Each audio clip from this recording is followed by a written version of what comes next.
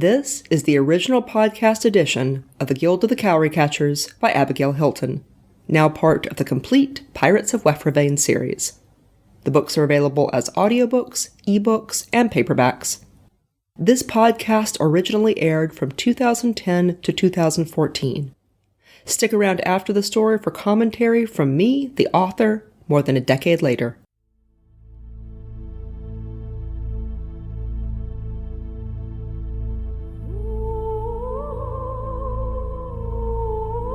The Guild of the Cowry Catchers, a novel of pirates and Panamindorah. Written and narrated by Abigail Hilton. Book 1, Embers. Warning: this novel was intended for people who shop in the grown-up section of the bookstore. It is not intended for children or young teens. If you need to ask whether you will be offended, you probably will. Episode 10. Hi, I'm Norm Sherman, host, narrator, and producer of the Drabblecast, the weekly flash fiction podcast that brings you stories at the far side of weird. The stories that your favorite authors were too embarrassed to send to anyone else. I play the part of Silvio in the Cowry Catchers, presumably because Miss Hilton finds me foxy.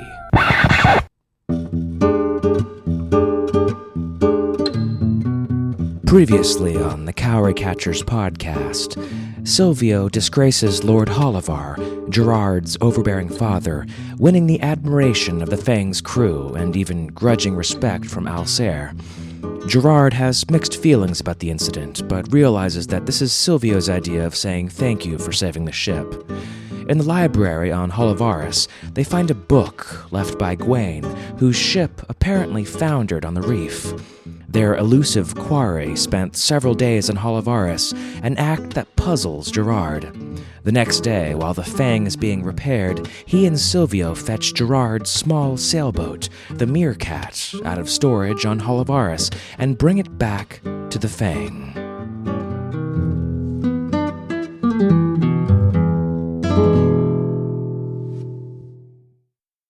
Chapter 28.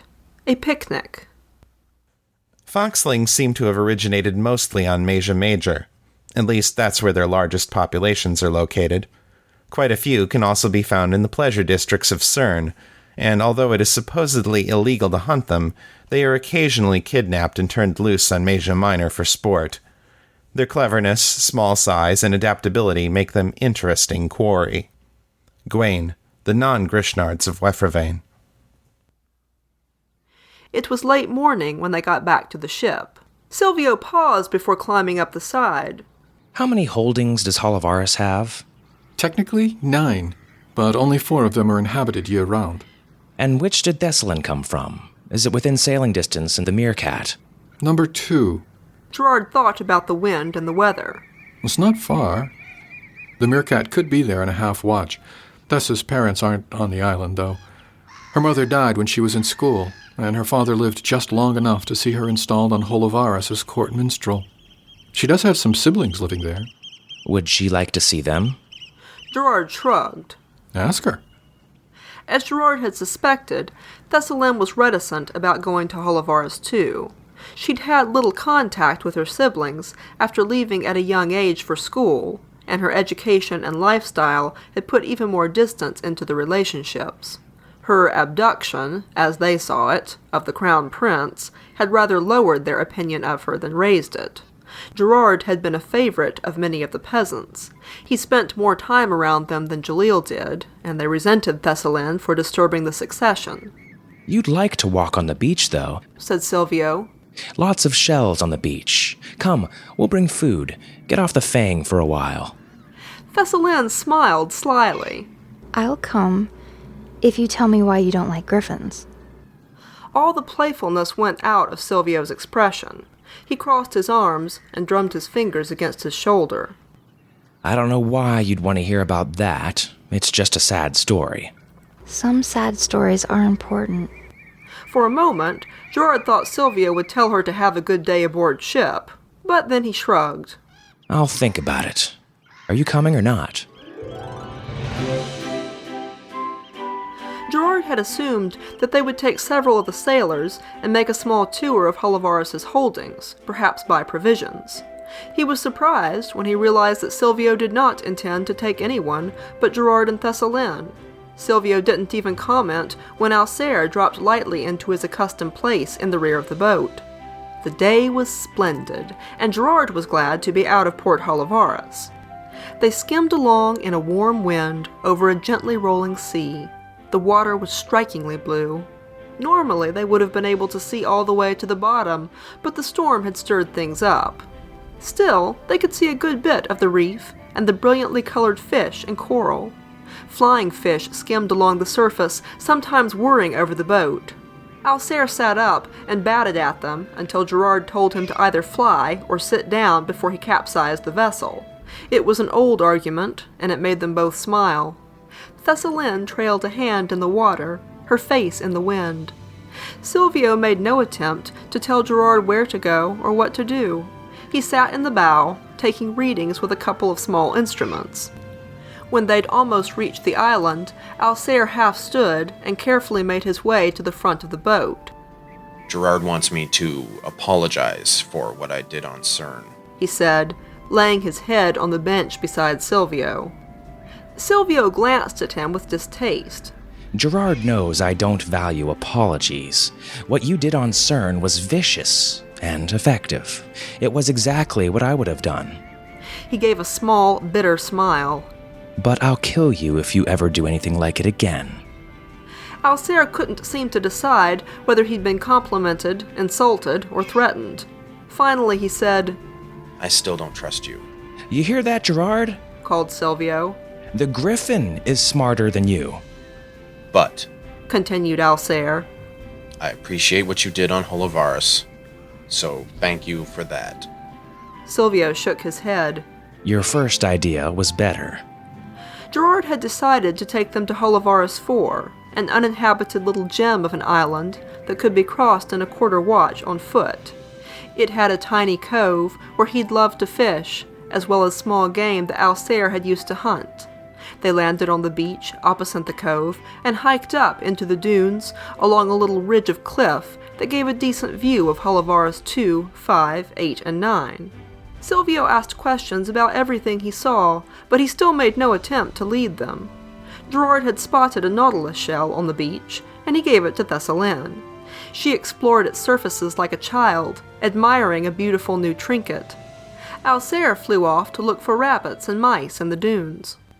So this is where you should be, commented Silvio, after Gerard had pointed out the distant spike of Holovarus 9 and explained its political relationship to the other holdings. Pardon? I mean, this is where you fit and what you were trained to do, as opposed to wandering around Wefervane taking orders from a foxling who dresses like a flamboyantly. Gerard shrugged. He glanced at Thessalene a little way down the slope, who was alternately examining her nautilus and unpacking their lunch. She's worth it. He sighed. No matter how I try to speak to you, I seem to say things that, in retrospect, appear ungracious and unkind. Silvio laughed. He seemed truly amused. Ungracious? Gerard, you are so very far from the right job. He started down the hill. Did you hear what happened at the castle last night, Thess? She raised her head from the nautilus shell and gave a hesitant smile. I heard you made Lord Holovar extremely uncomfortable. Oh, yes. He'd never had to be polite to something like me before. Thessalene frowned. You're not a something, Silvio. Oh, I am a something. I've gotten along very well as a something. You haven't. You've survived. That's getting along very well, at least where I come from. What was Holovarus 2 like when you lived there? I hope you didn't have any siblings as charming as Jalil. So Thessalene talked about her girlhood, while they ate roasted fish brought from the Fang and nibbled on pastries left over from last night's feast. Gerard felt a mixture of strangeness at Silvio's presence and profound peace. He was with Thessalene and Alcere on islands that he knew and loved, with his own boat on the sandy beach. When the meal was finished, he stretched out in the sun in a nest of seagrass, with Thessalene absently running her fingers through his hair. He never knew quite when he drifted off to sleep.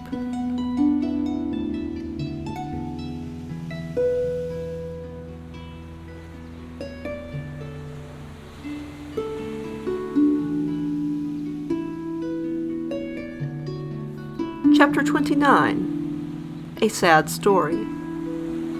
Non-Grishnard Panons are in some ways the most powerless group of creatures in Wefravain.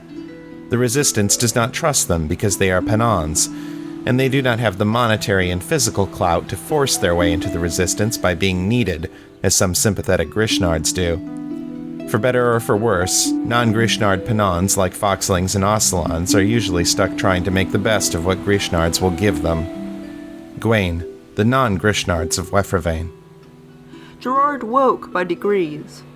Thessalin and Silvio were talking, and their voices drifted in and out of his dreams. My mother, Said Silvio. loved Sweetleaf a good deal more than she loved me, but at least I was pretty, so I wasn't totally useless. Gerard felt Thessalin shift. Oh, Silvio. Oh no, oh Silvios. You asked for the story, now I'm telling it. Be quiet and listen or I'll stop. Thessalin was immediately quiet. She disappeared when I was 8. The brothel where she'd been selling me promptly claimed me, and for the next 5 years I was essentially their prisoner. They had a griffin who watched the grounds. Mean, mangy thing. We were all terrified of it. The master told us it would kill us if we tried to leave. Did anyone try? No, we weren't that stupid. There were about a dozen of us kids, mostly Ocelons. You would think that being in the same wretched situation, we'd have a lot of sympathy for each other, but they thought they were better than us Foxlings. They look more like Grishnards, and when they grew big enough, the master might sell them to a ship, and they'd get out. Foxlings, though, he'd keep indefinitely, because we just don't get very big. There weren't many of us, and customers thought we were exotic. There was one other white foxling, a girl named Nyx. We used to pretend we had the same father. Maybe we did, too. No way of knowing. She and I both had sharp tongues. We used to make up nasty nicknames for the customers. We'd joke about them, about each other, about everything. We made the others laugh, and it kept us all sane. The master, though, he didn't like it, especially since we didn't exempt him from the sport.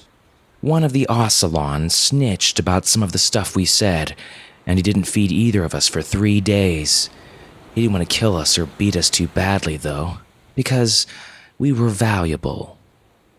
Silvio paused, and this time Thessalin did not attempt to say anything. You sure you want to hear this, Thess? It's not very nice. Yes. Silvio, I'm not unaware of what goes on in the world beyond the common rooms and courts where I sing. And there were Schultz who counseled my father that there was only one way to make use of a pretty, blind daughter. Thank the Firebird he didn't listen. Yes, we could thank him for that, I suppose.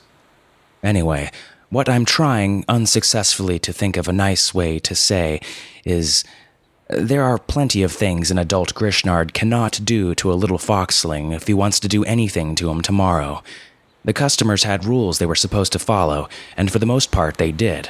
However, we'd get one periodically who thought that once the door was closed, the rules didn't apply to him.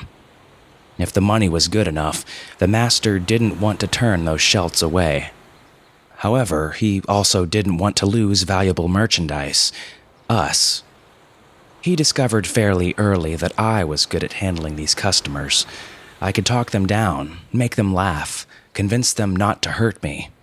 So you got the dangerous ones. Yes.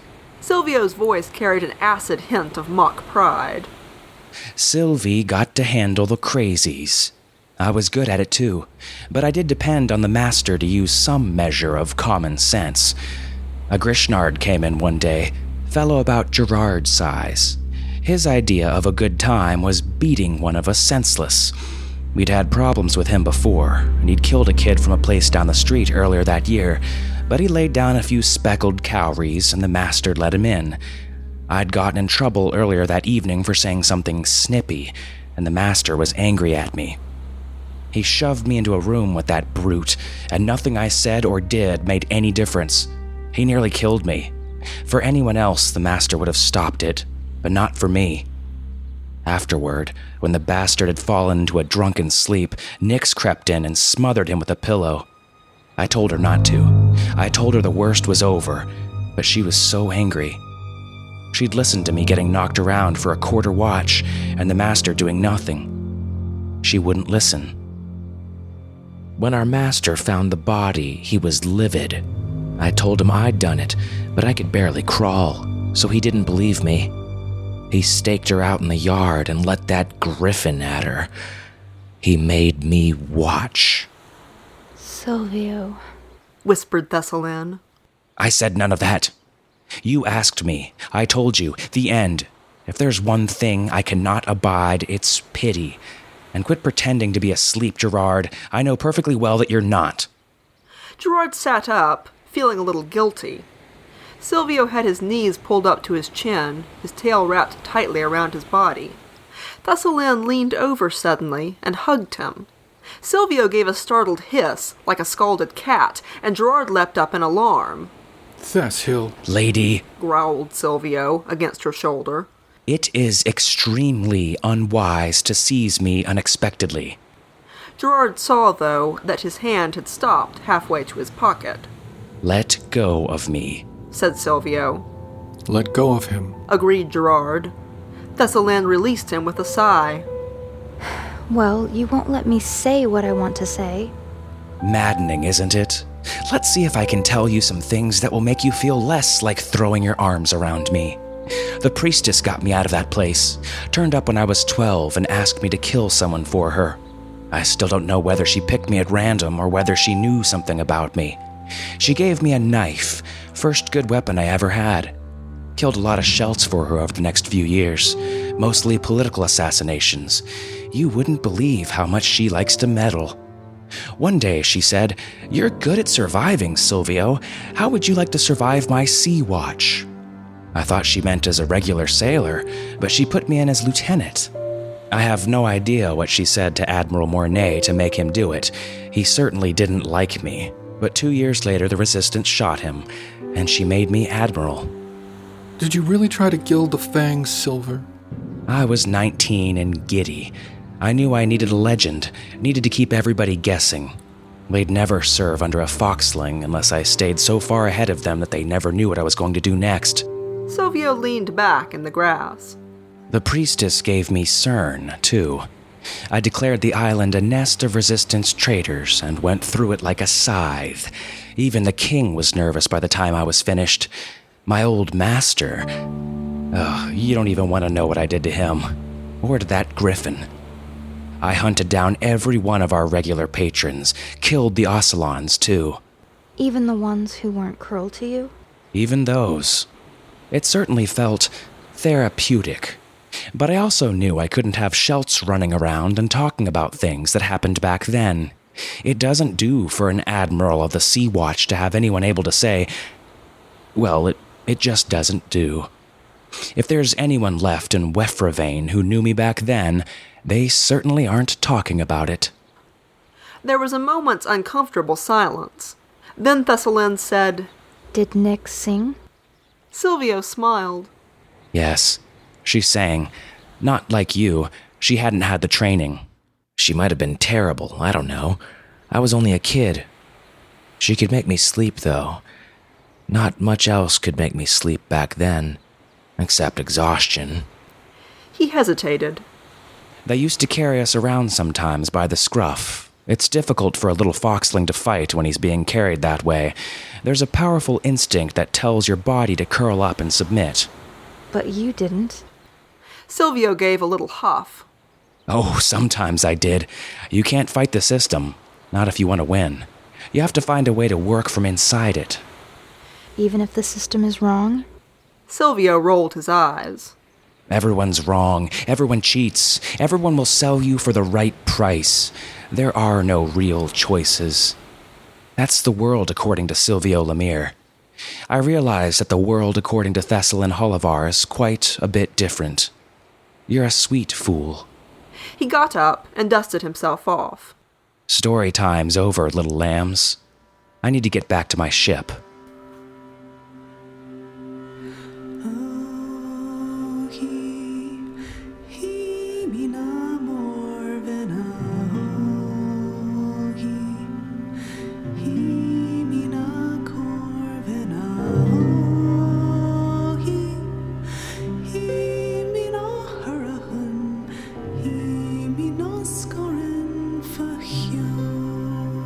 Chapter 30. Mans. Traffic on and off of Asia Minor is closely monitored. Supposedly, it is a closed system, but everyone knows that smuggling does occur. Shavier slaves sometimes escape to the island, judging the risks of constant hunting worth the benefits of relative freedom among their own kind. Even some Grishnard smugglers are willing to trade rare items from the island for the weapons and steel that the inhabitants desperately need. Gawain, the non-Grishnards of Wefravain. They left Holivaris 3 days later, bound for Mans. Gerard didn't think he'd ever seen a ship repaired so quickly. Neither his father nor Jalil put in another appearance, for which he was grateful. The Fang still needed a number of small things that Holivaris's dockyard could not provide on short notice. Silvio opted to pick them up on the way rather than waiting. During those 3 days, Gerard spent a considerable amount of time walking around town, confirming what Silvio had said about Gawain. The Resistance pirate had certainly asked a lot of questions, most of them about Gerard. Why would he have left a book in the library? Even Silvio didn't seem to have an answer for that, although Gerard suspected he'd read the book in its entirety the night they got back to the Fang. But, whenever Gerard asked about it, he said, Give me a few more days. Gerard also decided to do a little recruiting. He had no trouble finding a dozen Scheldt on Holivaris and its holdings, whom he'd known for a long time and were able and willing to leave with him. Gerard suspected that if he put out a public announcement, he could, in one stroke, staff the police with trustworthy Scheldts and take the cream of his father's military. He didn't dare mention the idea to Silvio for fear he'd do it. They were a day out of Holivaris when Silvio finally handed him Gawain's book. You won't be able to read it. It's written in the phonetic, and it's on some kind of very durable paper. I was hoping I could figure out where it was made, but I've never seen anything like it. The content seems to be an encyclopedia of the non-Grishnard species of Wefravain. It's informative and has some details that are not common knowledge. There's a whole chapter on Asia Minor. Why do you think he left it? Silvio hesitated. A mistake? I really don't know.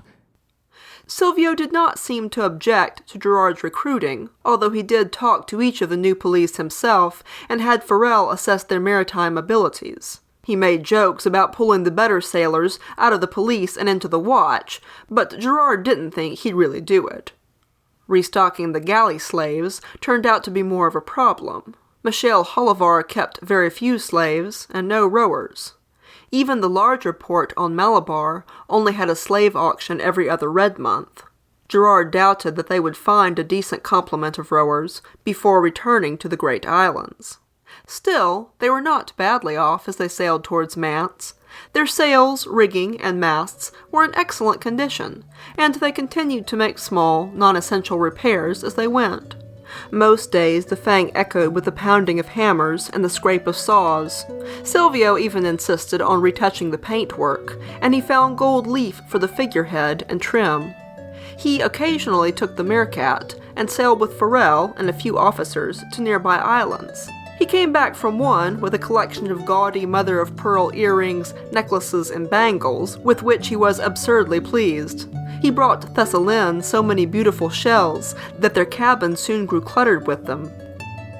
Gerard worked with his new recruits in the mornings, read to Thessalon in the afternoons, and listened to her play in the evenings.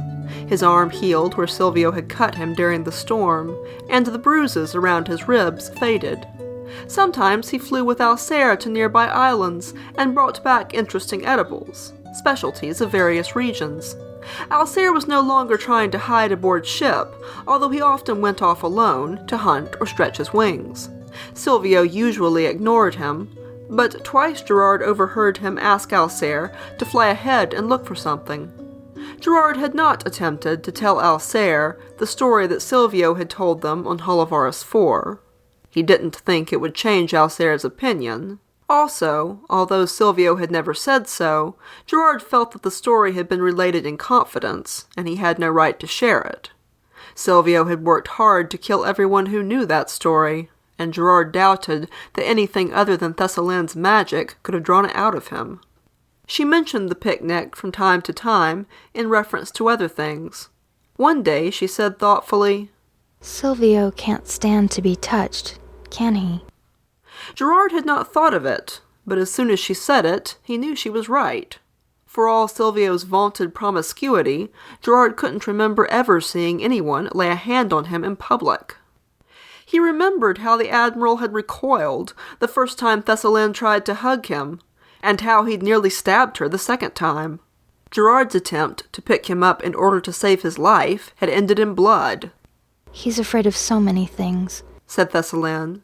"but he's so good at hiding them no one ever knows." "Shinies," said Gerard. "Make it flashy enough and no one will look too closely."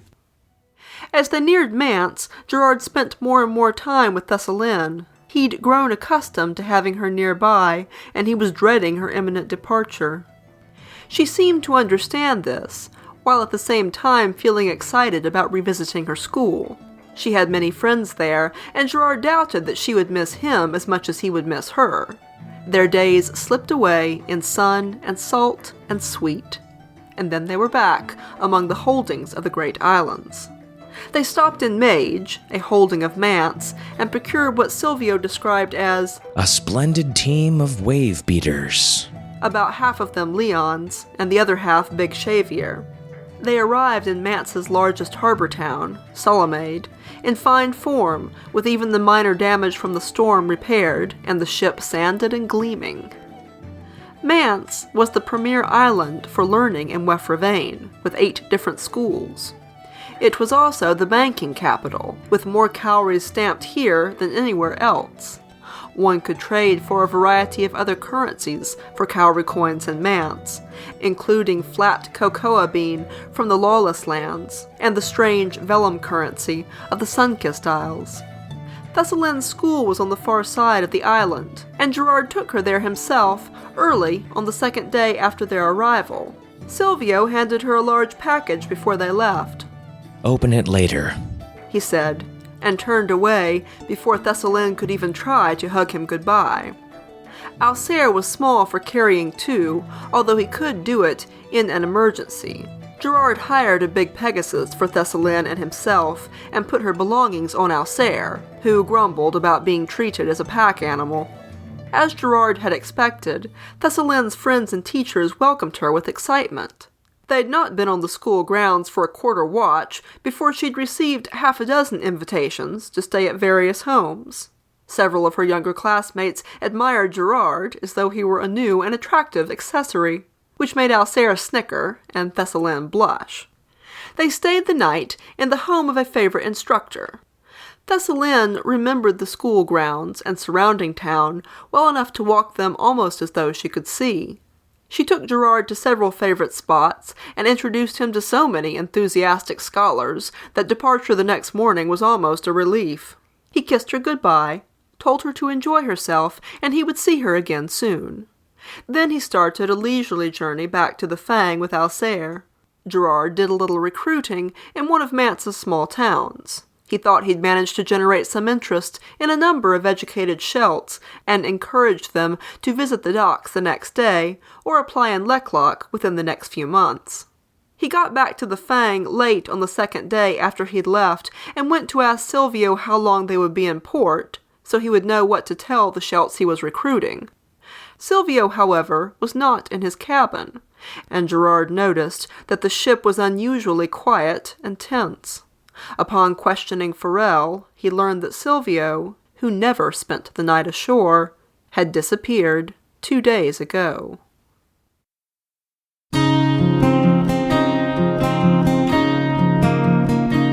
You have been listening to The Guild of the Cowry Catchers by Abigail Hilton. Copyright Abigail Hilton.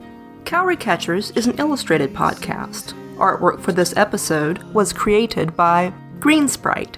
To view these illustrations, and to learn more about this world and its author, visit the website at www.cowrycatchers.com. This podcast included the vocal talents of Nathan Lowell as Gerard, Kimmy Alexander as Thessalyn, Norm Sherman as Silvio, Chris Lester, as Gwaine, Ryan Stevenson, as Alsair. Sound effects for this podcast were generously provided by SoundSnap and the Free Sound Project. The intro music for this podcast was Grace by Beth Quist. The outro music is Moonlight Flowers by Amoeba, both licensed with permission from Magnatune.net. This episode also included music by Diana Rowan, licensed with permission from Magnatune.net, Digital Juice, and Kevin MacLeod at Incompetech.com. This is a standard copyright now. This podcast is provided for your personal enjoyment only. You can download and archive the episodes for your personal use. You may not re-upload, mirror, or publicly redistribute the audio files, nor can you alter, remix, or create derivative works. The flavor I see. And I'm back. This is 2025 Abby again, with a few comments on the story. I remember what I was doing when I was writing this, and I also remember what I was doing when I was producing it, because both of those were big, because both of those were significant events. When I was writing it, I was working in the ICU. So I was watching people who were very sick, people who were dying, sometimes hearing people's literal deathbed confessions, and also people just hallucinating their worst dreams in bad situations. I wonder if that contributed to how mean the story is in places, because I do feel like if I wrote this today, it would be just a little bit softer. It could just be that I've become soft in my old age, as I have had Arkov and Halvery say several times. In my middle age, more accurately. Anyway, the story is pretty mean in places. I still like the pace at which it moves. I like the way that episode closes.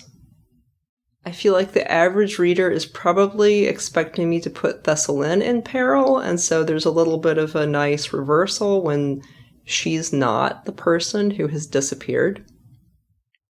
When I was producing the audio for this book, I was in anesthesia school, so you have to work in the ICU to get into CRNA school, Certified Registered Nurse Anesthetist, and I went through nursing with the intent of going into anesthesia. I was actually coming to it from veterinary school. I went through college very determined to become a veterinarian, and I got in, which is difficult. I got in on the first try.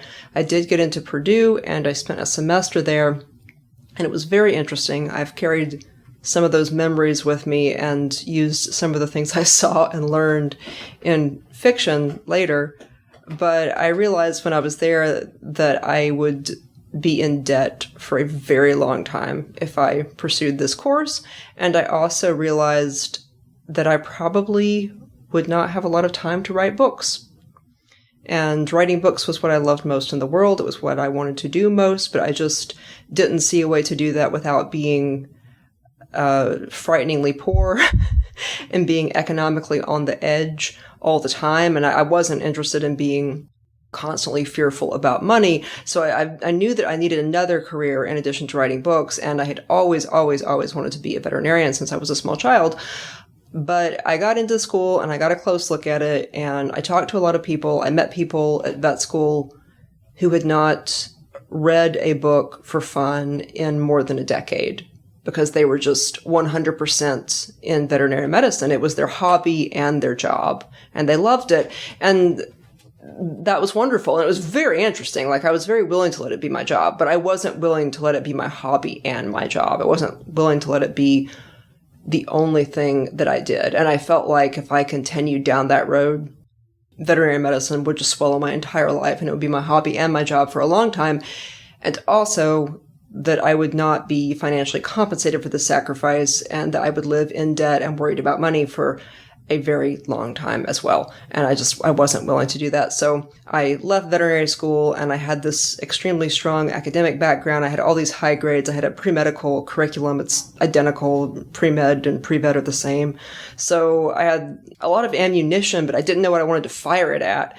And I taught high school chemistry for a semester. I got half a literature master's because I also had an English degree. I got half a literature master's and cast around for a while. And I did know several family members who were nurse anesthetists, and I knew that they made good money. And as I looked more closely, I also realized that if you were just willing to say no, you could really control your schedule. So I realized that as a CRNA, it would be possible, again, if I was able and willing to say no, because you're always going to have more work kind of thrust at you and upon you. But if I was able and willing to say no, I could potentially work fewer hours, make a significant amount of money per hour, and thus free up a good chunk of my life, a good chunk of my time to write novels.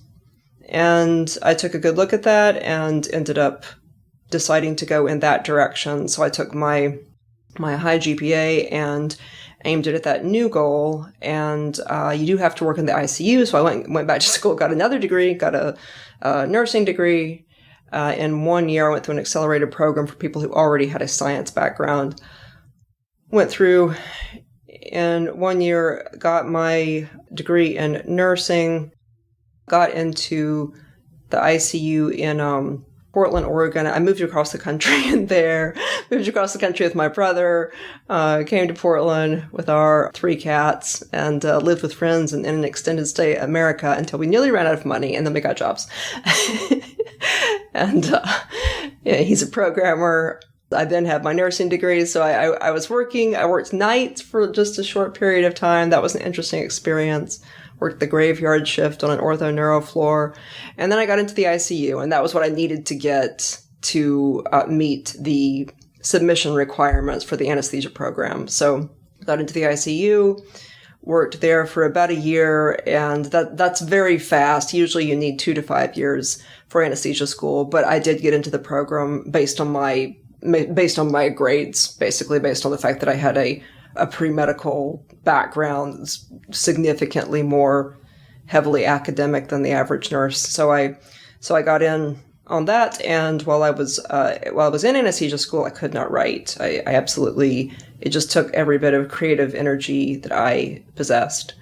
And so instead, I taught myself to produce audio, taught myself to do narration, did The Prophet of Panamindorah first as a kind of practice run, and then got more ambitious with my next book. I have the suspicion that I've already told parts of this story before. Hopefully I'm not just completely repeating myself, because I'm now getting a little bit confused about what I've said on the comments for these episodes and what I've said on my podcast and what I've said in the Discord. So I do apologize if I'm repeating myself, but I think I would like to talk about what I was doing when I was writing and producing each of these books as we go along, because it will eventually be somewhat relevant. Anyway, I was deep in anesthesia school when I was producing this. I was in my last semester, and it was what I did instead of write. And for my whole life, starting when I was about 14, I had been always writing books, and books that I finished, not just perpetually working on the same one. I was finishing novels. They weren't really publishable until I was around about the age of 30. I started producing stuff that was, in my opinion, of professional quality.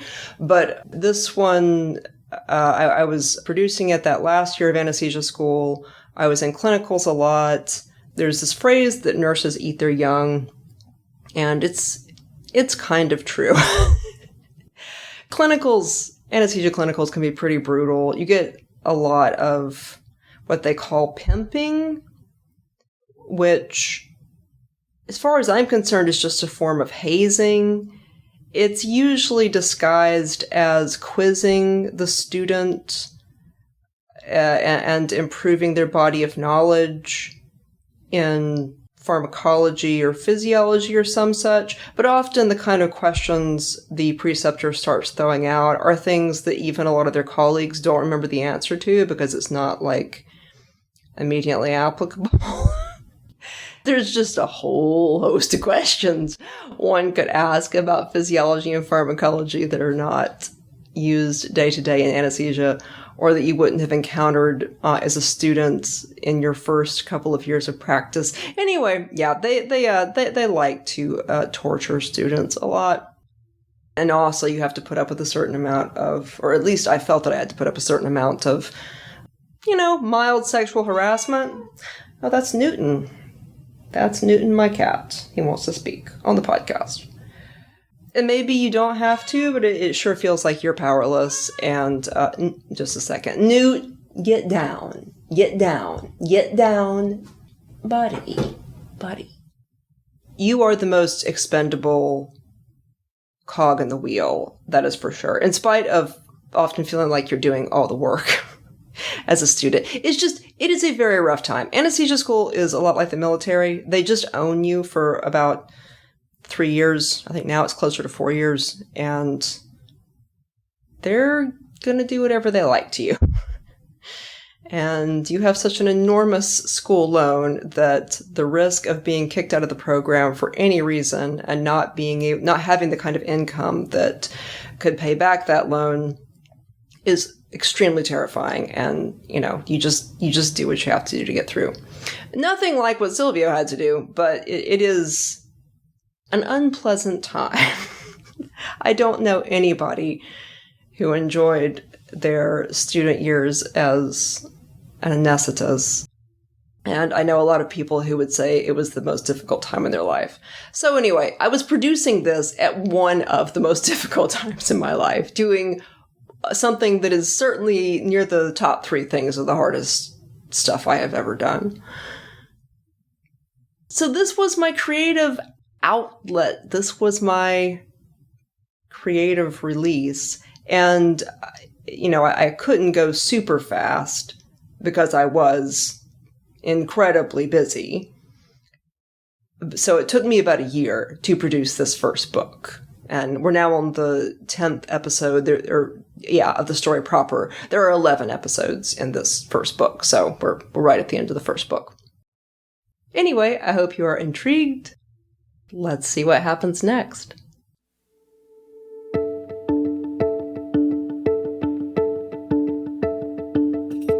This is Abigail Hilton, and you have been listening to the Pirates of Wefravain saga. Join me on Patreon for early episodes, long-form interviews, forum access, personal updates, and lots of artwork, including maps and species charts. That's patreon.com/Abigail Hilton.